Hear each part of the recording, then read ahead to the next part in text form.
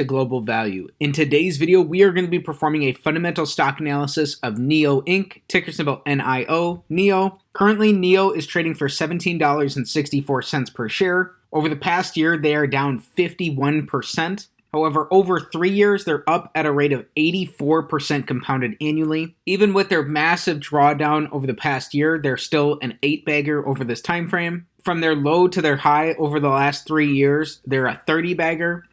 Since they went public about 4 years ago, they're up at a rate of about 19.5% compounded annually. So NIO is trading about $5 over their 52-week low, which has been cut in half from their 52-week high.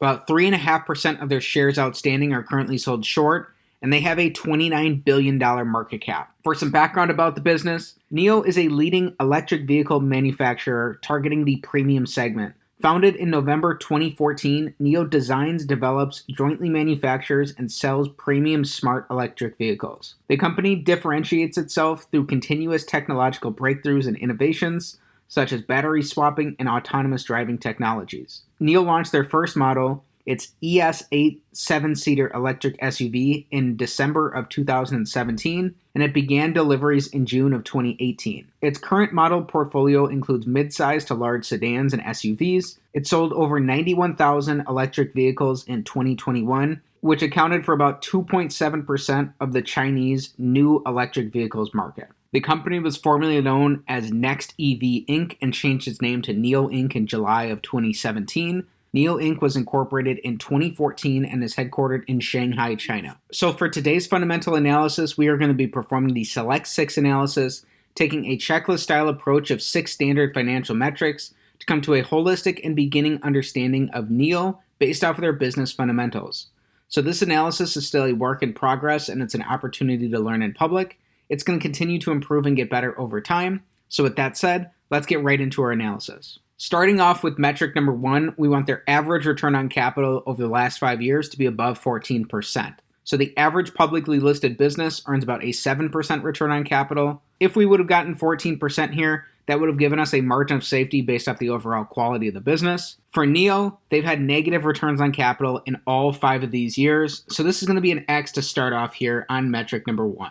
Metric number 2, we're taking a high-level overview of the cash coming into the business. So we're looking for revenue, net income, and free cash flow growth over the past 5 years.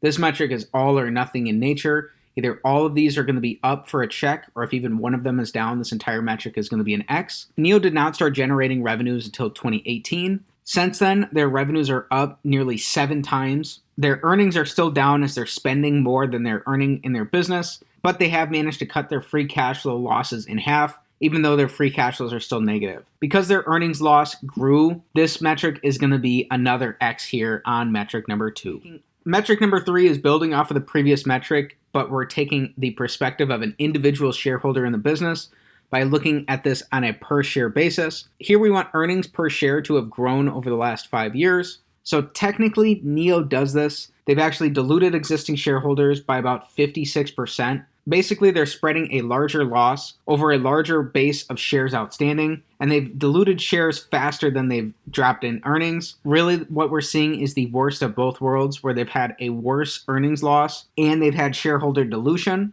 It's bad to see shareholder dilution here because when you're purchasing a share of stock, what you're really buying is a fractional ownership percentage in that underlying business. So when a business issues new shares and dilutes existing shareholders, they're decreasing your ownership percentage in the business, which is ultimately going to decrease the percentage of the business's profits that you're going to be entitled to. It's a little funky here because they've also managed to have lower earnings over this time frame as they've diluted shares. Even though this technically would have been a check, we're going to take the common sense approach here, and this is going to be another X here on metric number 3. Metric number 4, this one's going to be similar. Here we're looking for free cash flow per share growth over the last 5 years. In 2020, they actually had positive free cash flow per share. So they have decreased the amount of cash flow that they're consuming in the business. However, it's still negative. This one, because they actually have cut their free cash flow losses, is going to be our first check of the day here on metric number 4. So to recap where we stand so far through 4 metrics, we've only got this one check. Metric number 5, here we want their net debt, which is long and short-term liabilities minus cash and short-term investments, to be below the amount of free cash flow that they produced over the last 5 years. So as of the end of last year, NIO had $5 billion in cash left over after paying off all of their debt. However, this has decreased in the past 12 months. They're down to a net debt position of negative $3.3 billion. So they have $3.3 billion in cash left over. And even though they have this cash cushion, over this time frame, they've actually burned about $4 billion of free cash flow. So that's more than the cash that they have on hand. And so this is going to be an X on metric number 5. This might not be as bad as it seems, though, because the company was free cash flow positive in 2020. And in 2021, their free cash flow consumption was quite a bit less than it was in these other 3 years. So definitely not great, but maybe not as bad as it seems, and not as bad as some other EV companies. Finally, the big metric of them all, metric number 6, we want their average 5-year free cash flow to total enterprise value yield to be above 5%. To give us a slight risk premium to the risk-free rate. So we're using total enterprise value here instead of the business's market cap. It'll give us a more realistic economic picture of the business than market cap will alone by taking into account the company's market cap and their net debt position. So it'll be closer to as if NIO were a private business. So NIO currently has a total enterprise value of $26.4 billion. As we learned, cumulatively, they produced negative free cash flows over the last 5 years. And in their last 12 months, they've also produced negative free cash flow. So unfortunately, this is going to be another X here on metric number 6. The company is just not cash flow generative enough to be able to give us any sort of reasonable way to project any sort of reasonable valuation for the business, let alone have a margin of safety here. So in summary, NIO checks the box on 1 out of 6 metrics. They've had negative returns on capital every year as a public business. Their revenues are up 7 times over this time frame. However, their earnings are down, and even though they produce negative free cash flows, they've been able to cut their free cash flow losses by quite a bit. 2020 was the only year that they were producing positive free cash flows. Even despite diluting existing shareholders by 56% post their IPO, they've still managed to grow their free cash flows per share by shrinking that loss. And the business does have $3.3 billion of cash sitting on its balance sheet. However, the business is still in growth mode and they're actively consuming free cash flows.